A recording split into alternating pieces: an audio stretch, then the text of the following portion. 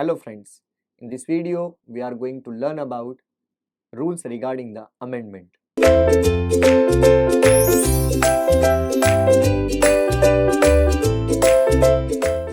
So friends, आज हम बात करेंगे अपनी इस वीडियो में कि जब हमने अपनी कंपनी में मीटिंग बुलाई है और वहाँ डिस्कशन हो रहा है किसी मोशन के ऊपर, किसी टॉपिक के ऊपर, अब उस मोशन में चेंजेस करना है, अमेंडमेंट करना है।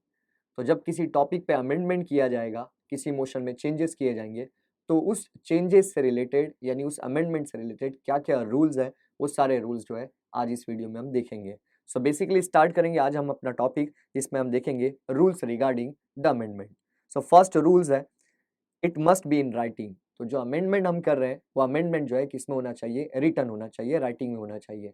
सो बेसिकली हमने देखा कि जब मोशन कोई रखा जाएगा मीटिंग में और उस मोशन पे डिस्कशन होगा और उस डिस्कशन वाले मोशन पर अगर आप किसी तरह का कोई अल्टरेशन चाहते हो, कोई मॉडिफिकेशन चाहते हो, तो उस केस में आपको वो रिटन में देना पड़ेगा, यानी रिटन में होना चाहिए। नेक्स्ट पॉइंट में देखेंगे, it must be seconded by the another member.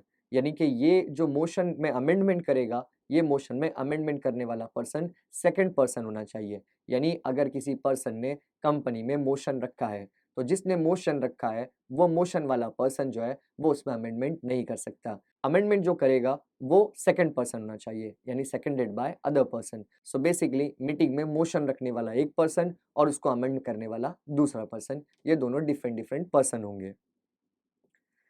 Next point है, it must be in affirmative form. तो बेसिकली जो अमेंडमेंट होगा, जिस तरह से मोशन जो है वो अफर्मेटिव फॉर्म में होता है, उसी तरह से जो अमेंडमेंट है वो भी किस में होना चाहिए, अफर्मेटिव फॉर्म में होना चाहिए। नेक्स्ट पॉइंट है, इट मस्ट बी डेफिनाइट। तो बेसिकली ये क्या होना चाहिए, डेफिनाइट होना चाहिए, यानी कि एक डेफिनेटली कोई पॉइंट ऑफ व्यू होना चाहिए जिस पर वो अमेंडमेंट करे। यानी कि एक पर्टिकुलर कंसेप्ट होगा, जिस कंसेप्ट पे हम लोग क्या करेंगे, डेफिनेटली चेंजेस करेंगे। इसमें इधर उधर नहीं होना चाहिए, एक बेसिक कंसेप्ट है, उसी कंसेप्ट पर वो डेफिनेटली होना चाहिए। नेक्स्ट पॉइंट है, it must be with in the scope of meeting. यानी जो अमेंडमेंट हम कर रहे हैं किसी मोशन में, वो अमेंडमेंट जो है वो मीटिंग के स्कोप में होना चाहिए। यानी मीटिंग जिस लिए बुलाई गई है उससे रिलेटेड अगर आपको कोई अमेंडमेंट करना है तो उस वो अमेंडमेंट आप कर सकते हो। यानी किसी इररिलेवेंट मैटर्स पे हम लोग अमेंडमेंट नहीं कर सकते। यानी जो अमेंडमेंट होगा वो मीटिंग के स्कोप में होना चाहिए। नेक्स्ट पॉइंट है, it must be relevant to the original motion. यानी जो अमेंडमेंट हम कर रहे हैं वो रिलेवेंट होना चाहिए किससे, ओरिजिनल मोशन। यानी हमारा जो ओरिजिनल मोशन है, जिस मोशन में हम क्या कर रहे हैं, चेंजेस कर रहे हैं, तो जिस मोशन में हम चेंजेस कर रहे हैं वो अमेंडमेंट वाला पॉइंट भी उस ओरिजिनल मोशन से रिलेटेड होना चाहिए। यानी अगर हम बात करें कि हमारा मोशन था डायरेक्टर्स के अपॉइंटमेंट से रिलेटेड, तो हम लोग जो अमेंडमेंट देंगे वो भी उसी टॉपिक से यानी डायरेक्टर के टॉपिक से रिलेटेड होना चाहिए। यानी उसमें आप कोई और टॉपिक ऐड नहीं कर सकते। तो जिस टाइप का ओरिजिनल मोशन होगा, अमेंडमेंट भी उसी टाइप में यानी उसी के अकॉर्डेंस में होना चाहिए। नेक्स्ट पॉइंट है, it should not be negative of original motion. Negative मतलब उसके अपोजिट में नहीं होना चाहिए। तो बात हो रही है, अगर हम जैसे ओरिजिनल मोशन कंसीडर करें कि हमारा ओरिजिनल मोशन है डायरेक्टर्स को अपॉइंट करने का, तो अगर हम मोशन में देखते हैं डायरेक्टर्स के अपॉइंटमेंट करने के, तो जो आप अमेंडमेंट करोगे वो उसका निगेटिव यानी कि उसको अपॉइंटमेंट की जगह पर अगर आप रिमूवल की बात करोगे तो वो एक्सेप्टेबल नहीं होगा। यानी अगर हम अमेंडमेंट में रूल देखें तो आपका ओरिजिनल मोशन डायरेक्टर्स को अपॉइंटमेंट का है, तो उसको आप निगेटिव अमेंडमेंट नहीं दे सकते, यानी रिमूवल ऑफ डायरेक्टर नहीं दे सकते। तो आप जो अमेंड करोगे वो अमेंडमेंट डायरेक्टर्स के अपॉइंटमेंट पे ही होना चाहिए। यानी बेसिकली जो आपका ओरिजिनल मोशन है वो उस ओरिजिनल मोशन के निगेटिव में नहीं जाना चाहिए, पॉजिटिव में रहना चाहिए। नेक्स्ट पॉइंट है उसके बाद, it should not change the meaning of the original motion.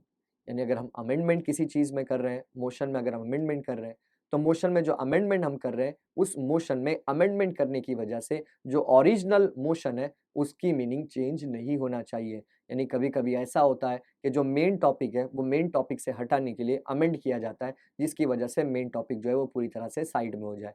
But यहाँ पर जो अमेंडमेंट किया जाएगा वो अमेंडमेंट कभी भी ओरिजिनल मोशन की मीनिंग को चेंज नहीं करना चाहिए। यानी जो मेन मुद्दा है उसी मुद्दे पर अमेंडमेंट होना चाहिए, ओरिजिनल मोशन को चेंज नहीं किया जाना चाहिए। Next, a member who have moved the original motion can not be move an amendment. यानी जिस पर्सन ने ओरिजिनल मोशन को मूव कर लिया यानी निकाल लिया, तो अगर किसी पर्सन ने ओरिजिनल मोशन को मूव किया तो वो पर्सन अमेंडमेंट को मूव नहीं कर सकता। तो अगर जो पर्सन जो है ओरिजिनल मोशन को मूव कर रहा है वो अमेंडमेंट को मूव नहीं कर सकता। यानी ओरिजिनल को मूव करने वाला अलग पर्सन होगा और अमेंडमेंट को मूव करने वाला अलग पर्सन होगा। A member who has already spoken on original motion cannot move on amendment. So जो बेसिकली पर्सन ओरिजिनल मोशन पे स्पोक कर चुका है यानी बात कर चुका है, डिबेट कर चुका है, तो बेसिकली ओरिजिनल मोशन पे डिस्कशन हो चुका है, तो जो मेंबर उस पर पहले डिस्कशन कर चुका है तो वो अमेंडमेंट को मूव नहीं कर सकता। यानी उस पर्सन का राइट्स नहीं है कि वो ओरिजिनल मोशन को क्या करे, मूव कर सके। नेक्स्ट पॉइंट में देखेंगे, a member can suggest only one amendment. यानी अगर एक मेंबर है वो कितने मोशन को अमेंड कर सकता है। तो बेसिकली हम बात करेंगे कि हमारी कंपनी में जो एक मेंबर है वो एक ही अमेंडमेंट कर सकता है, एक से ज़्यादा अमेंडमेंट नहीं कर सकता। तो जब कंपनी में मीटिंग चल रही है तो मीटिंग के दौरान अगर किसी मोशन में अमेंडमेंट करना है तो एक मेंबर ओनली वन टाइम ही क्या कर सकता है, उसमें अमेंडमेंट कर सकता है, एक से ज़्यादा बार अमेंडमेंट नहीं कर सकता।